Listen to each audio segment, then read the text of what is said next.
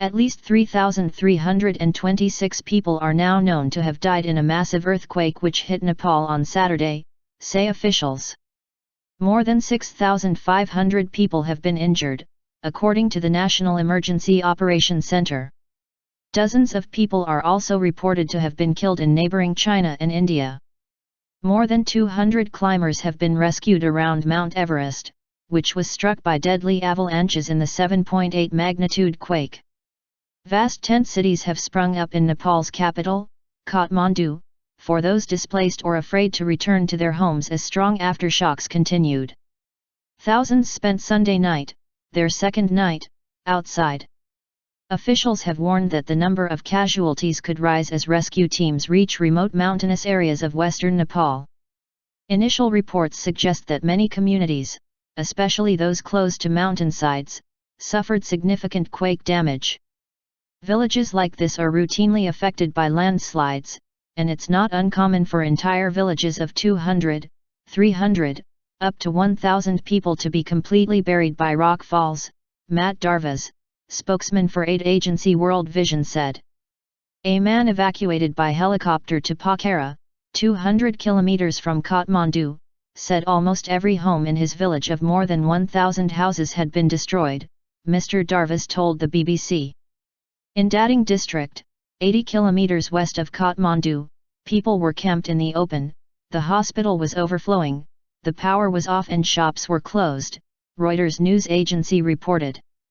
A senior official in Gorkha district, the location of the earthquake's epicenter, told AP he had heard reports of 70% of houses being destroyed. Things are really bad in the district, especially in remote mountain villages, Udav Prashad Timalsan said.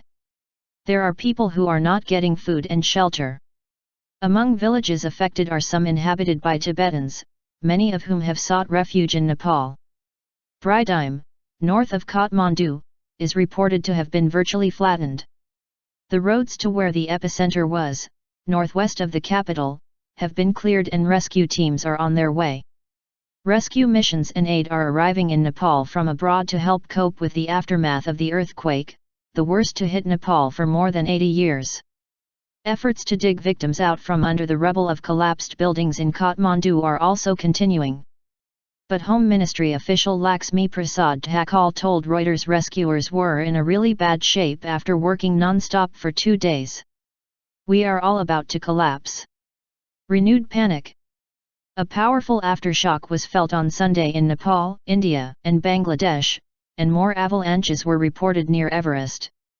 The 6.7 magnitude tremor, centered 60 kilometers, 40 miles, east of Kathmandu, sent people running in panic for open ground in the city.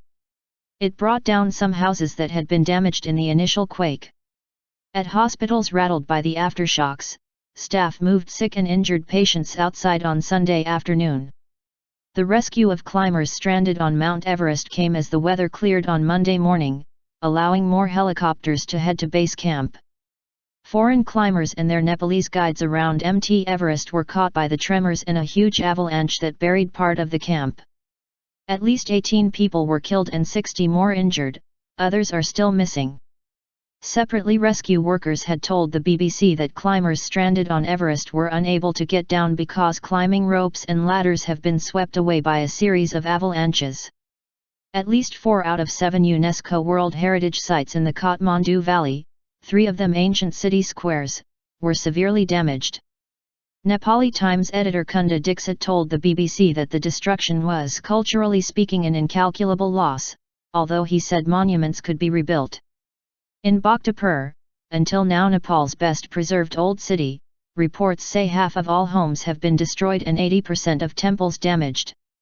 There are 14 international medical teams on the way to Nepal, the UN says, and up to 15 international search and rescue have been sent.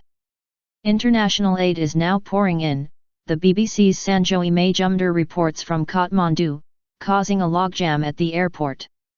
The UN Children's Agency says nearly 1 million children in Nepal urgently need humanitarian assistance as they were particularly vulnerable. The country is running out of water and food, and there are frequent power cuts, the UN says. Heavy rain earlier on Saturday further worsened conditions, with UN officials expressing concern that thunderstorms that could harm people staying outdoors and lead to a shortage of vaccines against disease including diarrhea and measles.